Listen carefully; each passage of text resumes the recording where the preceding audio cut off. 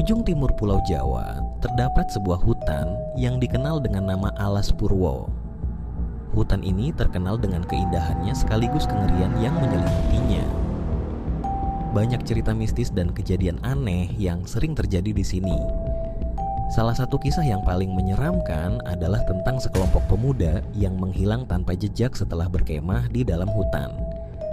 Kisah ini berawal pada malam purnama, ketika 5 orang pemuda, yaitu Andi, Budi, Chandra, Dodi, dan Eko, memutuskan untuk berkemah di Alas Purwo.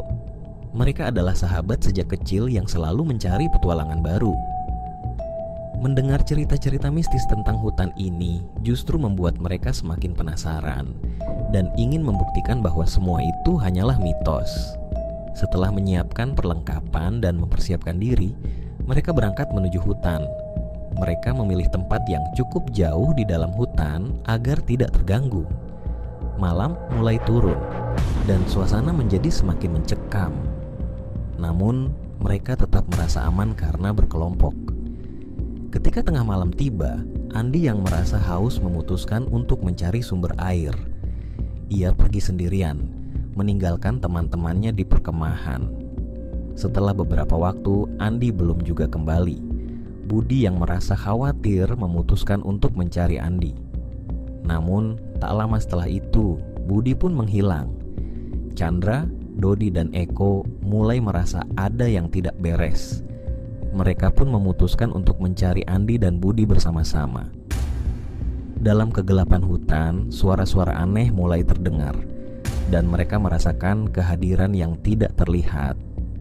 Ketika mereka mencapai sebuah sungai kecil, mereka menemukan jejak kaki yang tampak seperti milik Andi dan Budi.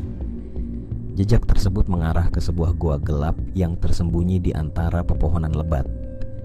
Dengan hati-hati mereka masuk ke dalam gua itu. Di dalam goa, mereka menemukan sesuatu yang mengerikan.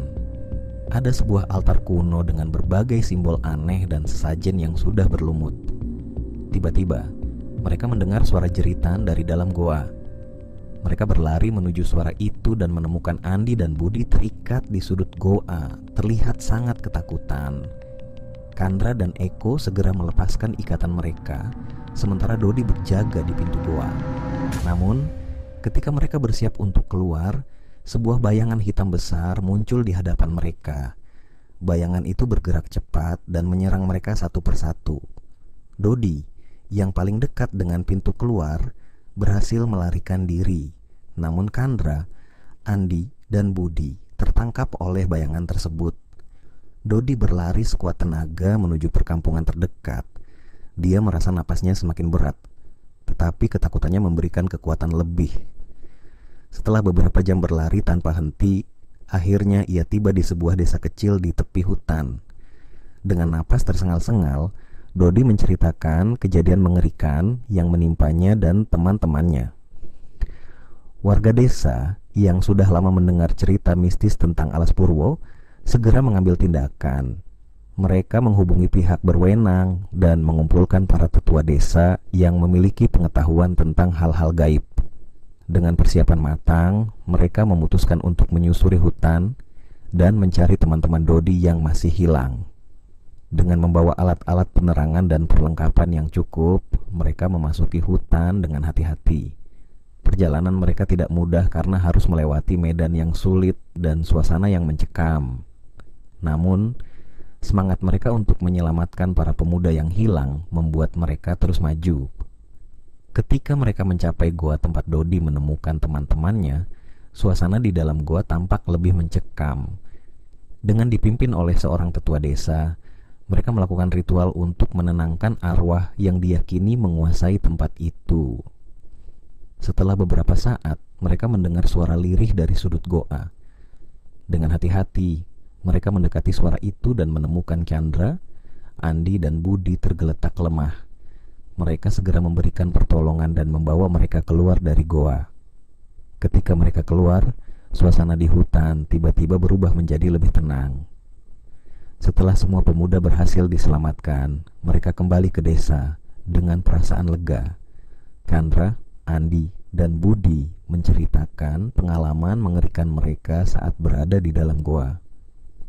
Mereka merasakan kehadiran makhluk gaib yang sangat kuat dan berbahaya.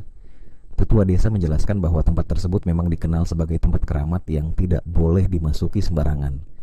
Mereka berjanji akan melakukan upacara adat untuk menenangkan arwah-arwah yang ada di sana dan melindungi desa dari gangguan gaib.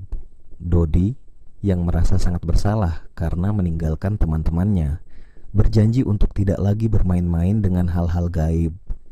Kejadian ini menjadi pelajaran berharga bagi mereka semua tentang pentingnya menghormati kepercayaan dan tradisi yang ada.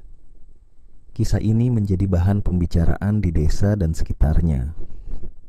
Banyak orang yang percaya bahwa kejadian ini adalah peringatan bagi siapa saja yang mencoba menantang kekuatan alam dan dunia gaib. Alas Purwo tetap menjadi tempat yang dihormati dan dihindari